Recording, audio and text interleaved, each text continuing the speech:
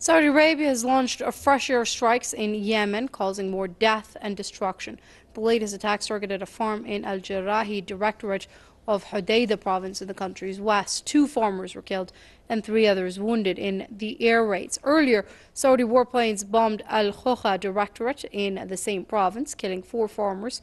Saudi Arabia and its allies started their deadly aggression against Yemen in March 2015. The war has so far killed over 13,700 Yemenis, many of them women and children. Prominent human rights groups have repeatedly accused Saudi Arabia of committing war crimes in its southern neighbor. Yemen is facing a humanitarian crisis amid Saudi Arabia's all-out siege of the war-ravaged country. Let's speak to Edward Corrigan. He's an international human rights lawyer, and he joins us via Skype from Ontario. Many thanks for joining us here on Press TV, Mr. Corrigan. Now, we've discussed this time and again since the Saudi aggression against Yemen began, how Saudi Arabia is deliberately targeting civilians and civilian infrastructure, particularly Yemen's source of food. That is correct. The Saudis have been targeting not only the distribution of food, but also even the production of food.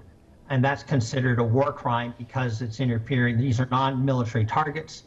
And of course, it's punishing the people of Yemen in a collective way and is preventing them from getting access to food. Of course, it is trying to starve the population. It's the mission. This clearly is a war crime. Recently, a British cabinet minister called upon the Saudis to allow humanitarian aid into Yemen, and that to do so, not to allow it is in fact a war crime. So we have a British cabinet minister telling the Saudis that directly. This recent attack is against farmers and a farm field. And part of it is that the Saudi Air Force, or the people bombing on behalf of Saudi Arabia, are actually afraid because they don't want to go near any place that can defend itself. Therefore, they bomb civilian targets, they bomb farmers and infrastructure, markets, such schools, hospitals, which are normally not, subject to, are not supposed to be attacked. So this is because of the fear of them being shot down. Of course, the Hutus and the Ansar movement and the other people who are opposing the Saudi aggression against Yemen are afraid. And many Saudi planes and coalition planes have been shot down over Yemen. So you also have new developments in that there was an appointed, a hearing for an appointment in the U.S. State Department, and Senator Todd Young has got a commitment from the person to investigate this situation in Yemen to see if this Saudi action is in fact in violation of American law. And in my mind, it clearly is, because if you're interfering with the delivery of humanitarian aid and food, that is an express violation of American law, and Americans are not supposed to be providing arms or any other support to Saudi Arabia or its allies. So that's a new development.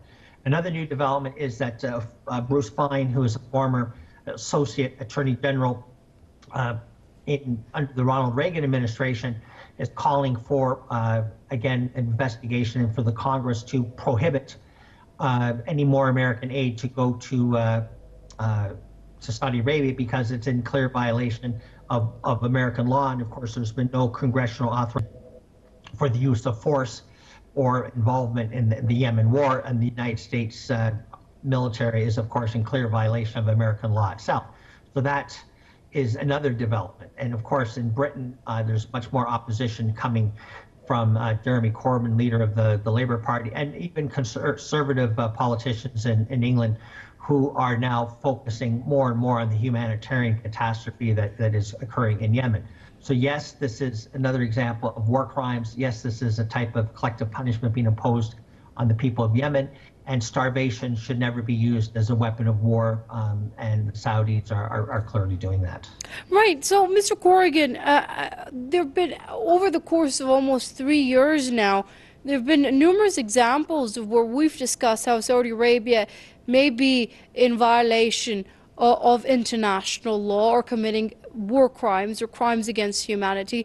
However, we haven't seen concrete action take place against Saudi Arabia and its aggression against Yemen, or even punitive measures against those countries which are actively supporting Saudi Arabia by selling it arms.